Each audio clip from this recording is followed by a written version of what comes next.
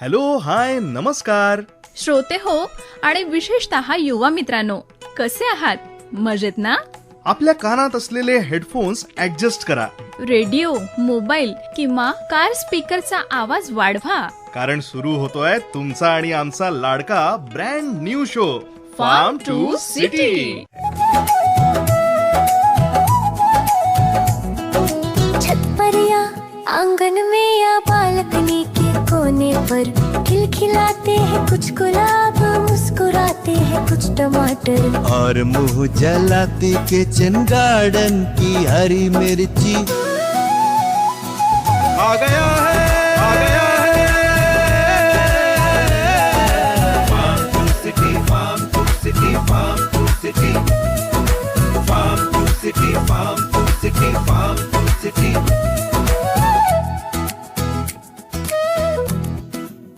या कार्यक्रमाचे प्रायोजक आहेत कृषी आणि शेतकरी कल्याण मंत्रालय, भारत सरकार.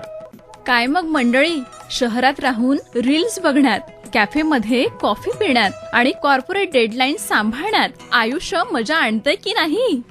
पण थांबा, जरा विचार करा. जेव्हा तुम्ही सोशल मीडियावर एखादी सुंदर रील बघता, एखादी पाककृती किंवा वाढलेलं जेवणाचं ताट बघता, तेव्हा तुमच्याही प्लेटमध्ये येणाऱ्या पोह्यांपासून ते थेट पुरणपोळी पर्यंतचा प्रवास कुठपासून सुरू होतो माहितीये?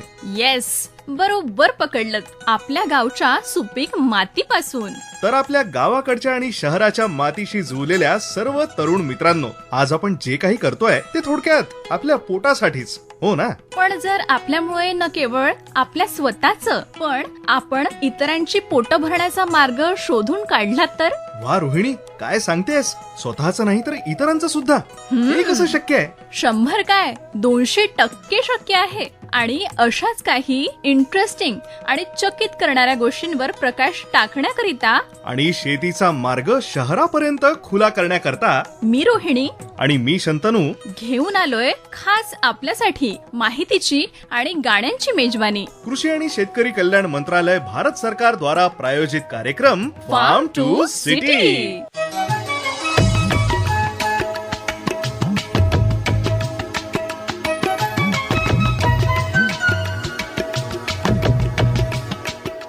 रोहिणी, तुला माहितीये, आजकाल आपले तरुण नुसती पारंपरिक शेती न करता त्यात सायन्स आणि स्मार्ट आयडियाज वापरतायत. अगदी खरे शंतनू, पण एक गोष्ट मात्र विचार करायला भाग पाडते. कुठली गोष्ट ग? आजही युवा पिढीला आपल्याला समजवावं लागतं की शेती म्हणजे फक्त विचाराचं ओझं नाही, तर ती आजच्या किंबहुना उद्याच्या काळातली सर्वात भारी आणि प्रॉफिटेबल इंडस्ट्री बनू शकते. अगं रोहिणी, चिंता करू नकोस. आजचा तरुण हा सुजाण आहे. तंत्रज्ञानाशी त्याचं एक अतूट नातं आहे आणि तो सगळ्या अँगलनी अपडेटेड असतो. मग शेती क्षेत्राला सोडून तो कसा जाऊ शकतो? काय, बरोबर की नाही? हो रे, हेही तितकंच खरंय. अच्छा, मला एक सांग, आपल्याला जे लोक आपल्या लाईफ मध्ये जवळचे वाटतात, आवडतात, ज्यांच्या सोबत आपण मोकळेपणाने आपले सिक्रेट्स शेअर करू शकतो आणि आपल्या आनंदाचे, सेलिब्रेशनचे क्षण घालवतो, असे लोक कोण असतात? अरे सोपं आहे की आपले मित्रमैत्रिणी. करेक्ट.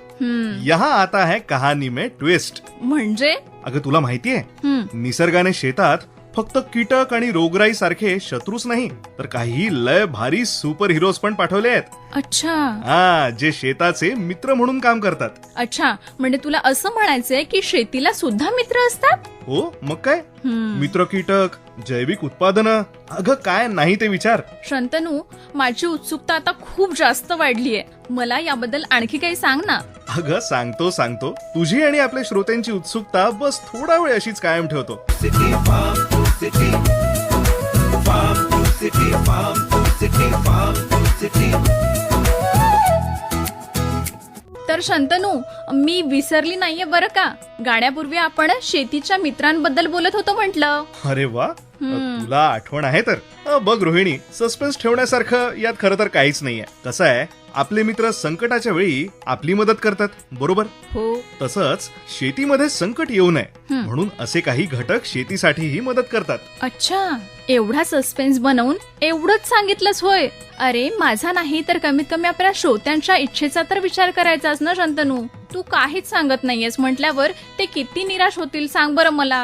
अरे हे बघ, मला जितकी माहिती होती तितकी तर मी सांगितली, पण या विषयाबद्दल आपण सगळ्यांना माहिती देऊ हे प्रॉमिस मात्र आपण पाळणारच आहोत, बरं का? म्हणजे तू काहीच बोलणार नाहीस तरी माहिती लोकांना द्यायची? अरे का कन्फ्युज करतोस बाबा? अगं शांत शांत, आपण आजच्या या स्मार्ट शेतीचे काही एक्सपर्ट नाही, पण एका खऱ्या एक्सपर्ट कडून तर माहिती घेऊ शकतो ना. अरे हो, हे तर माझ्या डोक्यातच आलं नाही. मग वाट काय पाहतेस?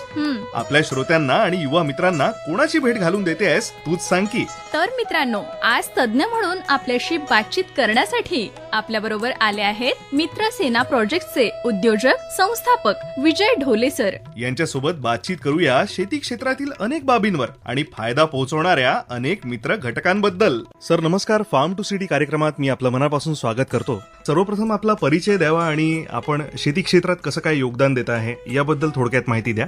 नमस्कार, माझं नाव विजय ढोले. मी मित्रसेना कंपनीमध्ये सेनापती म्हणून काम करतोय. आम्ही विषमुक्त कीट प्रबंधन या सेक्टरमध्ये काम करायचा प्रयत्न करतो आहे. बिना केमिकलच्याही शेती होऊ शकते, बायोलॉजिकल्स काम करतात हे सिद्ध करून दाखवण्याचं ध्येय घेऊन आम्ही या क्षेत्रात उतरलेलो आहे. सर आपण राजरोजपणे कीटक, रोगराई असे शेतीचे जे शत्रू आहे त्या बाबतीत खूप ऐकत असतो. पण कीटक असं आवश्यक नाही की शत्रूच असतील, ते मित्र कीटक सुद्धा असू शकतात किंवा जैविक काही असे घटक असतात की ज्यांनी शेतीला फायदा होतो. तर याबद्दल थोडी आम्हाला माहिती द्या की हे काय आहे ज्यांनी शेतीला मदत होते. आपण नॉनव्हेज आणि व्हेजच्या गोष्टी करतो. व्हेजिटेरियन जितके किडे आहेत किंवा कीटक आहेत हे तुमचे शत्रू आहेत आणि नॉनव्हेज जितके कीट आहेत हे तुमचे मित्र आहेत, कारण की ते तुमच्या झाडाला, पिकाला खाणारे जे कीटक आहेत त्यांना खातात. शत्रुसेना आणि मित्रसेना असा दोन हिशोबाने आपण बघू शकतो. जमिनीत कार्यरत जितकेही सूक्ष्म जीव आहेत जे तुमच्या हितचिंतक म्हणता येईल, ह्या सगळ्यांना आम्ही मित्रसेना म्हणतो. आणि तुमच्या पिकांना ज्यांच्यामुळे त्रास होऊ शकतो, त्यांना वाढण्यात दुष्परिणाम होऊ शकतात, जे त्यांना हार्वेस्टिंगच्या आधी ते खायला लागतात, हे सगळे तुमचे शत्रुसेना झाली. म्हणून तुम्ही मित्रसेनेचे सेनापती आहात असं म्हणायला काही हरकत नाही. बिलकुल. फक्त मीच नाही, आमचा उद्देश आणि धोरण हेच आहे की हर एक शेतकरी मित्र हा स्वतःला सेनापती समजायला पाहिजे, कारण की जमिनीत असलेली मित्रसेना तो स्वतःच राबवतो. आता त्याला किती चांगल्या प्रकारे राबवायचं की ते शत्रुसेना वाढू शकली नाही पाहिजे, हे फक्त आम्ही त्यांना मदत करणार आहे. चल सुरू ठेवूया तज्ञ विजय ढोले यांच्यासोबतची बातचीत. विजय ढोले सर, या क्षेत्रात यायचा आपला उद्देश काय आणि हे कार्य करण्यासाठी आपल्याला प्रेरणा कशी मिळाली? मी शेतीच्याच बॅकग्राऊंड मधून येतो. माझे बाबा सोडून माझ्या कुटुंबातले अजूनही सगळे शेतीच करतात. ती एक खूप छान स्टोरी आहे. बाबा ऑपॉर्च्युनिटीसाठी गाव सोडून निघाले आणि ऑपॉर्च्युनिटी मला परत गावात घेऊन गेली. तर ती सर्कल ऑफ लाईफ म्हणता येईल, ती छान हे आहे. आणि ऍग्रिकल्चरशी जोडूनच आहे. लहानपणापासून शेती करतो आहे मी, स्वतः शेती केलेली पण आहे. उद्देश हाच होता की आपण बायोलॉजिकलला कसं त्याचं पोटेन्शियल बाहेर काढता येईल. गव्हर्नमेंट ऑर्गॅनिक म्हणा किंवा बायोलॉजिकल सस्टेनेबल ऍग्रिकल्चर 2001 पासून प्रमोट करते आहे. अजूनही का 5% किंवा 10%च्या वरती फार्मर त्याला एक्सेप्ट नाही करत आहेत. कुठे ना कुठे कम्युनिकेशन, कमर्शियल ह्या गोष्टींमुळे त्याचा अपटेक होत नाही आहे. अनलर्निंगची कॉस्ट खूप जास्त असते. काही नव्याने शिकायचं असलं तर तुम्हाला पहिले जुनं विसरावं लागतं. आता त्यांना ज्या लागलेल्या सवयी आहे त्याच्यातलं छोटं सोल्युशन दिलं किंवा इझी सोल्युशन दिलं तर ते पटकन एक्सेप्ट करतील. त्यांना पूर्ण अनलर्न करून नवीन करायला लावलं तर तो कुठे ना कुठे बॅरियर येतो. प्लस तुम्हाला माहिती आहे आपली पूर्ण जनरेशन कन्व्हिनियन्सची आहे. घराच्या जवळ किराणा दुकान असलं तरी आपण ऑनलाईन डिलिव्हरी प्लॅटफॉर्मवरनं मागवतो. अगदी बरोबर. सगळ्यांना कन्व्हिनियन्स पाहिजे. आपली जनरेशन त्याच्यावर चालली आहे. या गोष्टींना कसं आपण दुसऱ्या दृष्टिकोनाने बघू शकतो, हा मेन अप्रोच होता. बायोलॉजिकल काम करतात हे बऱ्यापैकी 15-20 वर्षापेक्षा आज जर म्हटलं तर जास्त फार्मिंग अवेअरनेस आहे. फार्मर्सला माहिती आहे. मग का नाही वापरत आहे? कारण की कमर्शियल प्राइस पॉइंटच्या हिशोबाने जितक्या क्वांटिटीत वापरायची गरज आहे ती सध्या पॉसिबल नाही आहे. एक्झाम्पल उदाहरणार्थ द्यायचं म्हटलं तर फॉस्फरस सोल्युबलायझिंग बॅक्टेरिया हा एक बॅक्टेरिया आहे. हा तुमच्या जमिनीतलं फॉस्फरस अपटेकला मदत करतो. एका दृष्टिकोनाने म्हणायचं तर तुमच्या आजोबांच्या तिजोरीची चाबी म्हणता येईल. 70 वर्षापासून आपण डीएपी टाकतोय, सीझन मध्ये 2दा टाकतोय, पूर्ण अपटेक होत नाही, जमिनीत लॉक होत चाललंय. म्हणूनही 15-20 वर्षाआधी जेव्हा जमीन आपण बैलांनी नांगरायचो 9 इंचापर्यंत आपण जाऊ शकत होतो. आज ट्रॅक्टरनी 6 इंचाच्या खाली जाणं होत नाही. जमीन कॉम्पॅक्ट आणि टाईट झाली आहे. ट्रॅक्टरची एचपी वाढत चालली पण तो 6 इंचाच्या खाली जाऊ शकत नाही. तर ही कॉम्पॅक्टनेस कशाने ठीक होऊ शकते? फक्त फॉस्फरस सोल्युबलायझिंग बॅक्टेरिया किंवा ह्या जीवाणूंनी वेगवेगळे घटक. पण आपण जर फॉस्फरसचं म्हटलं तर हे फक्त फॉस्फरस सोल्युबलायझिंग बॅक्टेरिया करू शकतो. आता जमिनीत अवेलेबल फॉस्फरस जर झाडाला अवेलेबल झाला तर तुम्हाला तुम्हाला नव्याने डीएपी टाकायची गरज कमी पडेल. तर फर्टिलायझर एफिशियन्सी युसेज जो म्हणतोय, म्हणजे सरकार पण सध्या ह्या धोरणावर काम करते की एक्झिस्टिंग आपण फर्टिलायझरची एफिशियन्सी कशी वाढवावी, तर तुम्हाला बायोलॉजिकल वापरायला पाहिजे. पीएसबी म्हटलं मार्केटमध्ये 300 ते 1700 रुपयाच्या प्राइस पॉइंटला वेगवेगळे बायोलॉजिकल मिळतात. डिपेंडिंग ऑन द कंपनी, म्हणजे ब्रँडिंग आणि त्याची व्हॅल्यू, त्या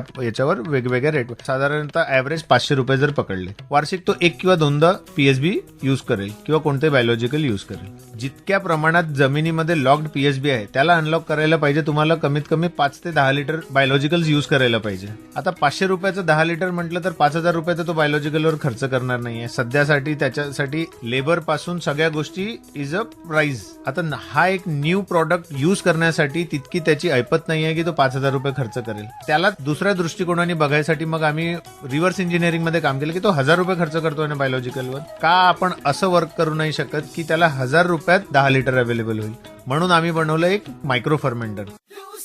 तर विजय ढोले सर, आपण मायक्रो फर्मेंटरची निर्मिती केलीत असं आपण बोललात, आणि आपले प्रोजेक्ट्स कुठे सुरू आहेत याही बद्दल माहिती द्या. जे गव्हर्नमेंटच्या नॅचरल फार्मिंग मिशनचं जे धोरण आहे त्याच्यात त्यांनी जैव विविधता केंद्र म्हणजे बायो रिसोर्स सेंटर BRC ह्या FPC किंवा फार्मर प्रोड्युसिंग कंपनीज ज्या गटात शेती करतायत आजकाल, गव्हर्नमेंट ते पण प्रमोट करते की गट शेती केल्याने त्यांची परचेस पॉवर वाढते, सेलिंग पॉवर वाढते, त्यांना काहीतरी एक ऍडिशनल प्रॉफिट उरतं. BRCच्याच धोरणामध्ये जैवनिविष्ठा केंद्राच्याच हिशोबाने आम्ही एक ऑटोमॅटिक फर्मेंटर बनवलं आहे जे 25 रुपयाच्या प्रोडक्शन कॉस्ट मध्ये FPC स्वतः फ्रेश बायोलॉजिकल्स बनवू शकतात. पंजाबराव देशमुख कृषी विद्यालयामध्ये आम्ही इन्क्युबेटेड आहे ऍज अ स्टार्टअप. गव्हर्नमेंटची agri ministry under RKY Raftaar म्हणून एक स्कीम चालते ग्रँटची. प्री सीड त्यात 5 लाखाची ग्रँट आम्हाला मिळालेली आहे. त्याच्या अंडरच आम्ही मशीन ऍक्च्युअली डेव्हलप करू शकलो. पुढच्या ग्रँटमध्ये आम्ही अप्लाय करायचा विचार करतो आहे. पण आमची मशीन PDKV अकोल्याला ऑइल सीड डिपार्टमेंटमध्ये पण एक लागलेली आहे. इनफॅक्ट नॅचरल फार्मिंग मिशन भारतामध्ये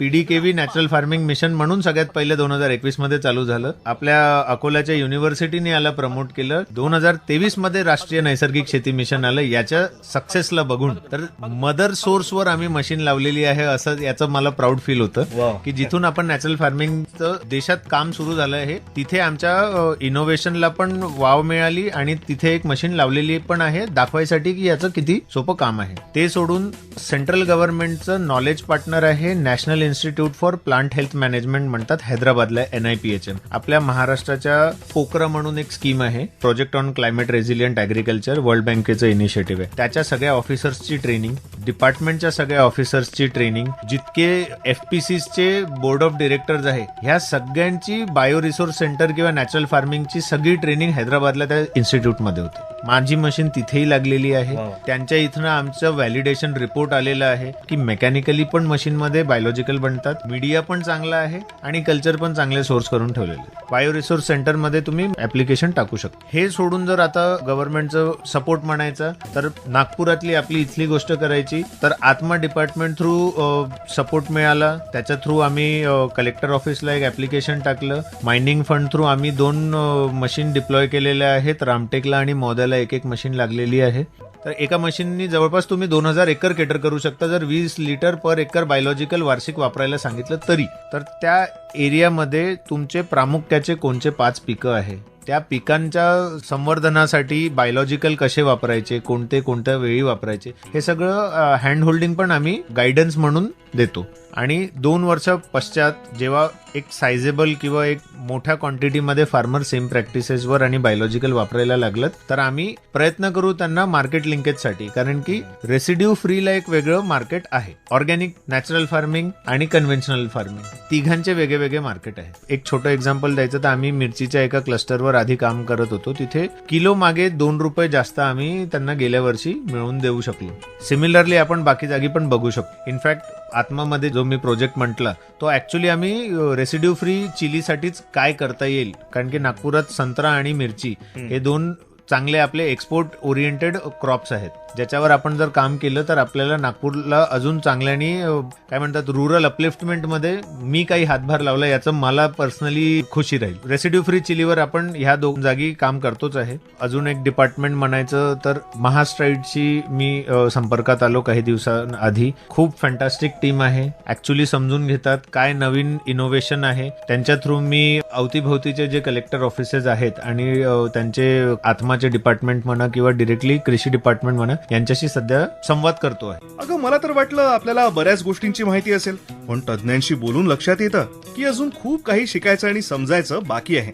आता कळलं, म्हणून स्वतःला 30 मार्क हा समजणं बंद कर. हा, बरोबर, हम्म, मी ते बंद करतो. हम्म. पण तू तज्ञ विजय ढोले सरांना विचारायचे आपले प्रश्न सुरू ठेव. हा, सर आता आम्हाला सांगा की आपल्या युवा मित्रांना आपण शेतीच्या दृष्टीनं व्यवसायाच्या दृष्टीनं नेमकं काय सांगाल? जगात सगळीकडे भारत हा युथ कंट्री म्हणून ओळखला जातो. ऍव्हरेज एज आपल्या देशाची 28-30 कन्सिडर होऊन राहिली आहे, पण आपल्या देशात कास्तकाराची ऍव्हरेज एज 55 आहे. सो शेतीमध्ये युथ नाही जाते, ते जायची गरज आहे. प्रॉब्लेम हा आहे की माझ्या घरी 50 एकर शेती आहे, पण मला गावात नाही राहावं वाटत, कारण की खर्च कुठे करू, किंवा ती जी लाईफस्टाईल आजकाल फास्ट लाईफस्टाईल आपल्याला याच्यामुळे सगळीकडे बघायला मिळते, ही जी अप्रोच आहे हा कुठे ना कुठे बदलायची गरज आहे. गावातनं शहराकडे जे पलायन आहे याला थांबवायसाठी गावात आपण करतो आहे या गोष्टीचा स्वाभिमान जागवणे हा सगळ्यात महत्वाचा आहे. पहिले कम्युनिटी किंवा आपल्या शेतकरी बांधवांना काहीही नवीन शिकवलं जरी हे पुढच्या जनरेशनला ट्रान्सफर होणार आहे का? पुढची जनरेशन नाही आहे, मधात गॅप आहे. ज्या जनरेशनला शिकवायची गरज आहे की ही नॉलेज ट्रान्सफर नेक्स्ट जनरेशन पर्यंत जाईल, त्यांना टार्गेट करायचं आहे. राईट लीडर निवडून त्याला राईट गोल दिला तर तो त्याची मित्रसेना स्वतःच उभी करेल. मी एकटा सेनापती नाहीये, माझे सगळे शेतकरी मित्र आणि बांधव हे सगळे सेनापती आहे. ह्या सगळ्यांजवळ एक मित्रसेना आहे जमिनीत त्यांच्यासाठी कार्यरत. त्याला व्यवस्थित चालवणे, जसं मी म्हणतोय की आपल्याला युवाला एक गोल देणे गरजेचं आहे, तसंच आपल्याला आपल्या मित्रसेनेला गोल द्यायचा आहे की शत्रुसेना माझ्या शेतात पनपली नाही पाहिजे. तर विजय ढोलेजी, आपण वेळात वेळ काढून फार्म टू सिटी कार्यक्रमात आलात आणि इतकी महत्वपूर्ण माहिती सगळ्या शेतकरी बंधूंना, म्हणजे ते युवा असो, आता सध्या परिस्थितीत काम करणारे नवीन शेतकरी असो किंवा अनुभवी शेतकरी असो, सगळ्यांसाठीच काही ना काही अशी आवश्यक गोष्ट आपण सांगून गेलात. यासाठी खूप खूप धन्यवाद. आपल्या पुढील योजनांसाठी मनापासून शुभेच्छा. धन्यवाद.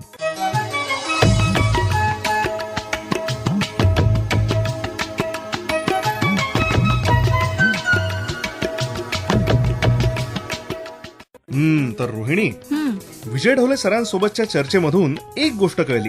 कुठली रे? की आपल्या तरुण शेतकऱ्यांनी रासायनिक खतांचे डोस आणि विषारी फवारे मारणं सोडलं पाहिजे. अगदी बरोबर. जैविक बुरशीनाशक आणि जैविक प्रॉडक्ट्सचा वापर करून शेतीला पुन्हा जिवंत करण्याची हीच खरी वेळ आहे शंतनू. अगदीच. मातीला विषमुक्त बनवायचं असेल तर आपल्यालाही केमिकल मुक्त व्हावंच लागेल. चला तर मग आजच्या मनोरंजक आणि माहितीपूर्ण फार्म टू सिटी कार्यक्रमातून मी रोहिणी आणि मी शंतनू घेतोय आपली रजा. भेटूया नवीन विषयासह आणि नवीन तज्ञासह आणि गाण्यांच्या सदाबहार मैफिलीसह. आपल्याच आवडत्या फार्म टू सिटी कार्यक्रमात पुन्हा भेटूया. तोवर सगळ्यांना नमस्कार. या कार्यक्रमाचे प्रायोजक होते कृषी आणि शेतकरी कल्याण मंत्रालय, भारत सरकार. छत पर या आंगन में या बालकनी के कोने पर खिलखिलाते हैं कुछ गुलाब, मुस्कुराते हैं कुछ टमाटर, और मुंह जलाती किचन गार्डन की हरी मिर्ची. आ गया है